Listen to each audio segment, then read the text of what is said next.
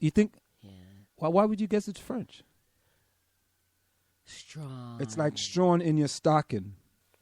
No. Strong. But who would know that other than I would not. I would not have known that. Really. I'd be like Streisand, man. Yeah. It's Scottish. You see, we have all these different. What is your Lloyd? Is what? It's Welsh. Welsh. Yes. Isn't Welsh and Scottish almost the same? Wales, Scotland, England, Ireland are all part of Great Britain. Okay. You see, so I was. It's a Scottish name. How could you be living in Tobago with a Scottish name? Because the British people came and took over that island. That's why you speak English. Hey, Pierre, I want you to ask your mother and father, how did you guys get... Oh, well, it could be her married name, too. I'm not sure. Yes, right. It could be. So I want you to ask your mother, your father, or your husband. The origin of his name. Well, I mean, you can just look up somebody's name and find that. The origin of the name. This is 73 place. VillageGreen.com. You got to go to that. I'm there. You got to go to Village. Local developers propose 72-unit complex in Irvington Avenue. Ah, voila. Local developers. Okay, she just said, I'm married. What is it? 21 years? Is that? Oh, it's by marriage. She said it's by marriage. Yeah. By marriage. So you have to ask her husband that, So is she saying that you're married 21 years? That's what she's saying? Is this crazy? You can't have a text conversation I know. radio. But no, but you have to pretend you're not doing both of those things because you've got like 5,000 people listening to us right now. You're right. I'll read and you could text for a while. No. Let's go. Local developers. You got that one? Yeah. Okay. Dave Castan and Josh Mann presented a proposed 72 rental apartment building development to be located 282 Irvington Avenue to a feisty crowd at an informal meeting Wednesday night. While Mann and Castan have been meeting with town committees and neighbors, they said they are presenting to the public tonight to solicit further feedback. Village Administrator Barry Lewis noted that the meeting was not required and preceded any formal approval process. Said Lewis, this is intended to be an early step in the process. The meeting was hosted by the Seton Village Committee, formerly the Irvington Avenue Corridor Advisory Committee, which was appointed by village trustees in January 2014 and charged with revitalizing the avenue and neighborhood. So this was what, yesterday? Yeah. 20 No, 13 hours ago. That was today. That's not yesterday. Seton Village Committee Chair Doug Zacher introduced Mann and Castan. If the developers wanted feedback, they got it. Mann found it difficult at times to get through his slide presentation as he was peppered with questions from the audience. Audience members expressed concern about the size of the project, 50 to 57 feet tall, and its density, 72 units with 1.2 parking spaces per unit on slightly less than a 1.4 acre lot. Its potential impact on the school district, whether or not it would attract Seton Hall students as tenants, drainage, parking, traffic, and screening for nearby single-family residences, among other concerns. Those are very interesting things. I mean, what do you think about that, Mr. Seton Hall, how that university takes up so much space in that town? And so much space. Takes up a lot of... It's a Catholic university. It's a Catholic university. They don't pay taxes. And they don't pay any taxes. Yeah, so here we have another drain on our share of wealth in this kind. That's what I've been trying to tell you for the longest time. So you already while. got the university, and then we're going to add on... Yeah, this developer, And then there's no business here what did we say? Offset any of these taxes. To even have a business here, you're probably paying a lot in taxes because, it's the only... What do you call it when they, oh my God, the word just left me. What's that? But businesses when they pay a lot of taxes. Commercial taxes? Yes, it's commercial tax and the revenue that comes to the rateables. Okay. And so here there are fewer ratables, but lots of bedrooms. More people. And then you have the university itself that pays no tax. And all the property that the university owns around the town of South Orange. You know, someone suggested me. So, you know what's going to happen? It's just going to be this big... I don't know. I mean... You know what's going to happen? Maybe they should just put a big gate up around the whole community or something. You know, what's going to happen? You know what's going to happen? You know what's going to happen? They're going to raise your taxes. That's not a good enough answer. But that's all they're going to do. In order to subsidize the school system, the school's got to run. When you got all these people coming into these apartments, right?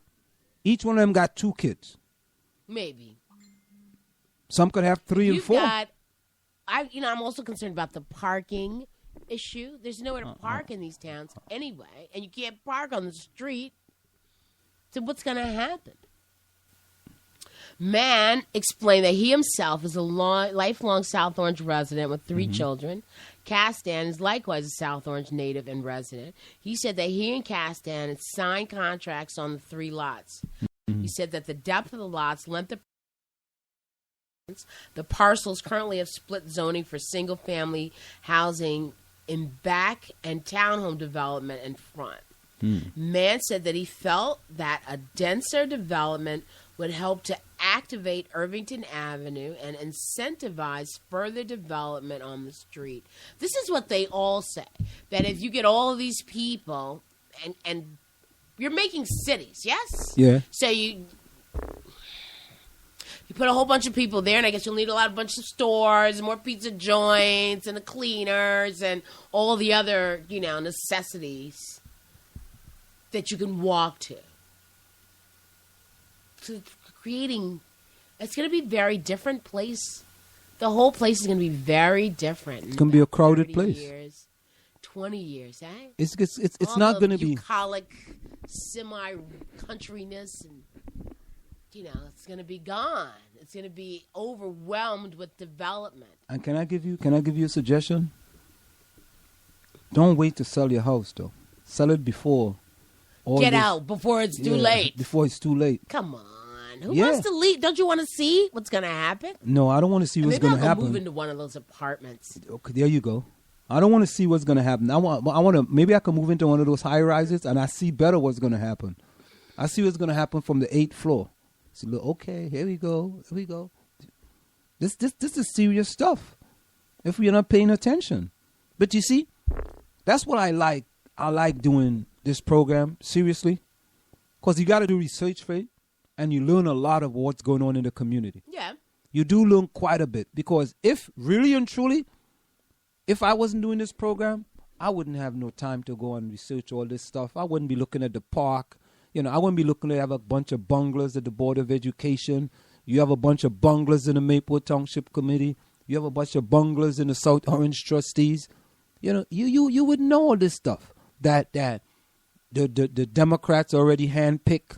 They're going to win. They just have to come handpick them. Are you? Don't worry. You get elected anyway. I mean, come on. It's par for the course. And when you ask the mayor a question, he gets upset with you. It makes me want to study planning. It's becoming... Anyway. Man presented a rendering of the building, which has 180 feet of frontage on Irvington Avenue, explaining that the current design was a second draft after receiving feedback from local neighbors who asked that the building not look like downtown developments. Instead, the 4-story building has a Victorian-style mansard roof and other flourishes that Man said reflected the eclectic architecture of the neighborhood. The first floor of the building on Irvington Avenue includes one retail space of 1,100 to 1,200 square feet at its northernmost end, a ground floor gym, space to be rented out to personal trainers, and a cut-through entrance for cars to access the parking lot behind the building. Mm-hmm. Man seemed ambivalent about the ground floor retail, saying it had been included by consensus. I don't think they did. The proposed building is set back from the 10 feet set back 10 feet from the property to its north and 10 feet from Irvington Avenue. Its southernmost edge goes to the property line. When Mann announced the proposed height of the building, there was some audible grumbling from the audience. "What?" one woman exclaimed. Later in the presentation, another questioner called the building a monstrosity. Mann said, "I obviously respectfully disagree." He noted several times that throughout the meeting there were other multi-story buildings on Irvington Avenue, including across the street, and that some local homes were 4 stories tall. One audience member, expressed concern that Seton Hall students would be attracted to the building, particularly in a corridor that had been recently rebranded as Seton Village. Mann said that they were not targeting Seton Hall students and would be surprised if they could afford it. One audience member called that comment naive. But it is naive, because think about it. If I own one of the apartments, why can't I lease it out to Seton Hall students? Give me a pound, honey. There you go. Why can't I lease it out? That's bunglers. A bunch of bunglers. Wait, when an audience member But wait, Marjorie. Critical thinking. We discussed this. Let me finish the article. You can just enter. Let me finish. Go ahead. One audience member called that comment naive when an audience member pointed out that students often live 3 to a studio, splitting the rents. Mann suggested that he and Kasdan could discourage such practices through lease agreements. So in your agreement, after you lease, you have to say that you will not sublet to anyone. In the meantime, Mann said he would love to attract grad students and faculty. Another audience member was concerned that the redevelopment plan process for this project was doing it backwards. Shouldn't rezoning be done first, she asked. Lewis said that creating a development plan involved the same process, same consideration that would be considered in rezoning. In addition, he said that the proposed development fits guidelines set forth in the town's vision plan of 2008. Another audience member worried that such a development would not attract high rents and would have a negative impact on housing values in the neighborhood. Mann said, "In my experience, developments like this raise property values." He said in a recent market study of the area showed that the demand for multifamily in our area is great. While that questioner worried that the development would attract a transient population, another audience member questioned why such dense developments were being considered when the school district was stressed by increased enrollments. Mann said that since the proposed building was made up of studios, 1 and 2 bedroom apartments, it would attract few families with school-aged children. Oh, really? Really? He said the property would attract more students if developed as currently zoned. So you don't want students, and you don't want families. So you're going to discriminate against those people? Well, if you make a space uninhabitable to them. Well, what do you mean? A 2-bedroom is uninhabitable? Did it say 2-bedroom or did it say 1-bedrooms? Now, if there's studios, that does, if it's a studio apartment, I mean, who stays in there? That is a transient population. Mann and Kasdan also came under fire from audience members because the proposed Irvington Avenue project is their first development as principals. However, Mann said that he was worked on $100 million to redevelopment projects, and that Kasdan has been highly involved in highly complex high-rise developments in Jersey City. Mann said the two currently manage 300 units of multifamily housing. Who are these people? The next step for the proposed development, said Mann, is to hammer out the redevelopment plans with the town. Mann said he'd like to put the pedal to the metal with the town over the next 2 to 3 months to get the redevelopment plan completed. Mann said that he and Kasdan have hired an architect, engineer, planner, and traffic engineer to help create the plan, and that more detailed documents would be presented during the approval process. So I wonder how expensive these could be. That you're going to price out some people. You're going to squeeze